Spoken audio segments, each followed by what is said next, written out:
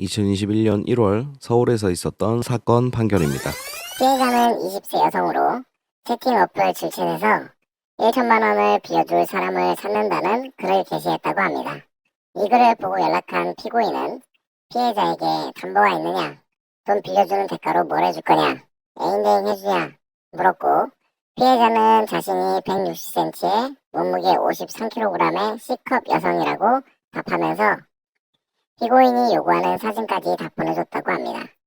이에 더해 피고인이 자취하냐, 외박 가능하냐 라고 물었고, 피해자는 외박 가능하다 라고 대답하여 이제 서로 만나기로 하고, 만나서는 피곤하니 모텔에서 1천만 원 빌려주는 것에 대해서 대화를 나누자 라고 하여 모텔로 함께 갔다고 합니다.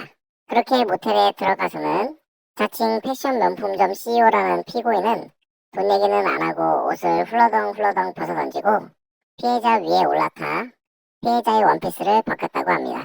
이어서 찌찌를 만지고 피해자가 반항하자 펀치를 슉슉 날려주고 소중이와 은꼬를 애무하라고 강요하여 피해자가 그리 해준 후에 중간중간 또 펀치를 슉슉 날리면서 여기도 놓고 저기도 놓고 그랬다고 합니다. 그래서 피해자는 피고인에게 맞아 눈 부위가 붓고 멍들었다고 하며 이후 씻은 다음 피해자가 1천만 원을 얼른 달라고 하니 또다시 펀치를 슉슉 날린 후 피해자에게 휴대폰을 신규 개통하면 그걸 이용해 1천만 원을 빌려주겠다며 같이 나와서는 휴대폰 가게로 이동했다고 합니다. 그렇게 그들은 핸드폰 가게에서 피해자 명의로 최신폰을 개통했고 피해자가 이를 피고인에게 건네주었다고 합니다. 하지만 애초에 피고인은 1천만 원을 빌려줄 능력도 빌려줄 생각도 없었고 공짜로 관계를 하고 폰도 받아다 팔아서 낼름 꿀꺽할 생각이었던 겁니다. 피고인은 다른 범죄로 3차례 벌금형의 형사처벌 전력도 있다고 합니다. 이렇게 피고인은 공짜로 관계도 하고 새 폰도 공짜로 생겼으니 롤롤랄라 유유히 그렇게 사라져갔고 피해자는 하염없이 피고인이 곧 1천만 원을 주겠지 하고 기다렸던 겁니다. 이렇게 플러스 1천만 원을 기대했던 피해자는 마이너스 약 160만 원이 됐고 이에 분노한 피해자는 핸드폰을 들고 튄 사기, 모텔에서의 강간과 펀치를 슉슉 날린 상해로 피고인을 고소하게 됐는데 이 중 강간과 상해는 무죄, 사기만 유죄로 인정된 사건입니다. 판결. 형사재판에서 범죄 사실은 검사가 입증하여야 하고 확신을 가지게 하는 증거를 제시하지 못한 이상 의심이 가더라도 피고인의 이익으로 판단하여야 한다. 피해자의 진술에 증거가 없을 경우 피해자의 진술이 오락가락하면 인정 못한다. 피해자는 수사기관에서는 자신의 옷을 벗기고 피고인이 옷을 벗었다고 했으나 법정에서는 피고인이 먼저 옷을 벗고 이후에 피해자의 옷을 벗겼다고 진술했다. 옷을 벗은 순서의 진술이 일관성 없이 오락가락한다. 수사기관 최초 진술에서는 관계가 끝난 후에 돈 얘기를 하니 몇 대 때렸다. 2차 진술에서는 피고인이 강간했다.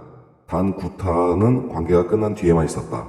3차 진술에서는 관계 당시에는 원피스를 벗기려 한 것과 피해자의 뒤통수를 잡고 피고인의 소중이 쪽으로 머리를 숙이게 하는 것 외에 다른 폭행은 없었는가? 라는 수사기관에서의 질문에 어깨 부위를 잡고 누르고 있었다. 때린 건 관계 후에 돈 얘기할 때 때렸다. 신고 있던 운동화로도 때렸다고 진술했다. 이렇게 피해자는 수사기관에서 단 한 번도 관계 당시 구타가 있었다고 진술한 적이 없는데 법정 진술에서는 관계 당시 때려 눈 부위가 붓고 피멍이 들었다고 진술하였다.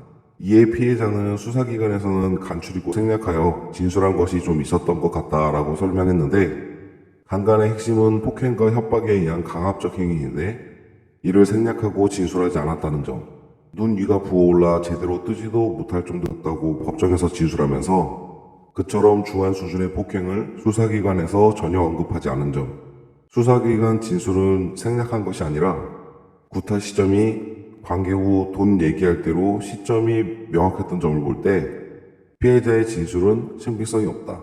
거기에 운동화로 맞았다는 내용은 더욱 오락가락하는 바 피해자가 허위 진술을 꾸며내는 과정에서 뽀록나게 된 것이 아닌가 하는 의심이 든다. 거기에 피해자의 체내에서 피고인의 다른 남자의 DNA가 함께 나오자 좋아하는 사람과 일주일 전에 했었다고 진술했다가 일주일은 또 길어 보였는지 다시 며칠 전에 했다라고 진술을 미묘하게 변경했다. 피해자는 돈이 필요했던 이유에 대해서도 생활하던 노량진 집이 허름해 이사를 가고 싶은데 그 보증금 1천만 원이 필요했다고 수사기관에서 진술하고는 법정에서는 부모님이 사기를 당해 집에 돈이 필요했다라고 진술을 변경했다.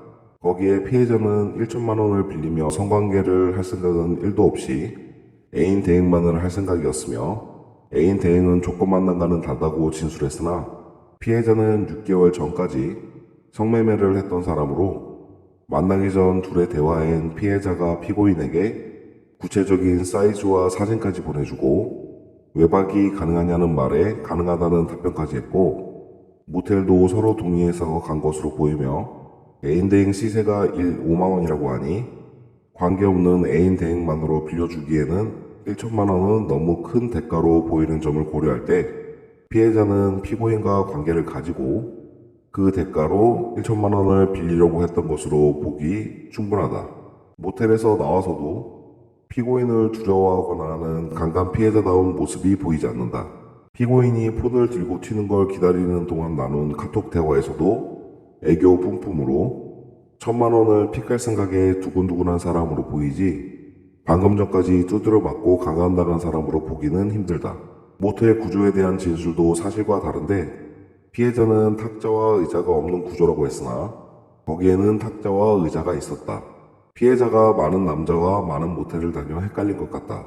그리고 두드려 맞아 생겼다는 멍도 피고인은 수사 단계에서부터 일관되게 처음부터 피해자 얼굴에 멍이 있었고 그래서 피해자에게 얼굴이 왜 그러냐라고 물었고 피해자는 1천만 원 빚을 졌는데 돈을 못 갚아서 채권자에게 뚝까 맞았다라고 본인에게 얘기했다고 진술한 바 피고인의 이 진술 내용은 피해자도 인정하면서도 그날은 그냥 피고인에게 말만 그렇게 한 것이고 피고인과 만나기 전 누구한테 맞은 적 없고 사실은 밤늦게 라면 먹고 자서 부은 거였다고 하는데 처음 보는 피고인이 피해자를 언제 봤다고 라면 먹고 자서 부은 얼굴을 보고 얼굴이 왜 그러냐 라고 묻는다는 것은 상식적으로 말이 안 된다.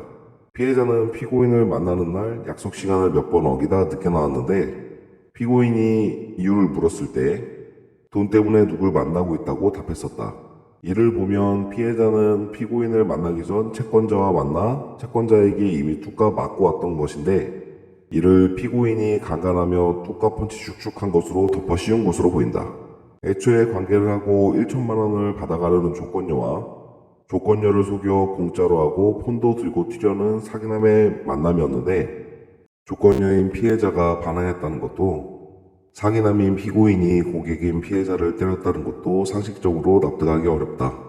공짜 조건 플러스 사기남인 피고인이 피해자를 때릴 이유를 찾기 어렵다. 거기에 밖에 나와서 핸드폰을 개통하기 위해 같이 돌아다닐 때 본인 폰도 본인이 들고 있었으면서 피고인이 개통폰을 들고 튈 때까지 4주 진단의 상해와 강간을 당했다는 피해자가 경찰에 신고도 주변에 도움 요청도 하지 않았다. 그래서 이에 대해 왜 신고나 도움 요청을 하지 않았냐는 수사기관의 질문에 피해자의 심리를 잘 모르신 것 같네요 라고 답하였다. 그렇게 말한 피해자는 피고인이 담배 피우러 나갔을 때도 다른 사람에게 도움을 구하기는커녕 따라 나가서 담배 피우며 피고인과 대화를 나누고 법정에서 보여지는 피해자의 성정과 태도를 봐도 피해자가 허위 짓을 하고 있다는 의심을 배제하기 어려운데 피고인의 진술은 쭉 일관되고 자연스러워 피고인이 피해자보다 더 진실해 보인다.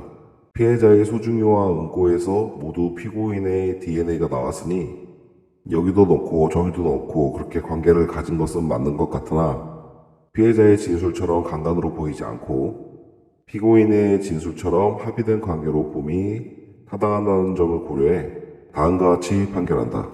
주문. 피고인의 강간과 상해는 무죄, 사기는 유죄로 판단하여 공짜 좋아하는 피고인을 벌금 1,500만 원에 처한다.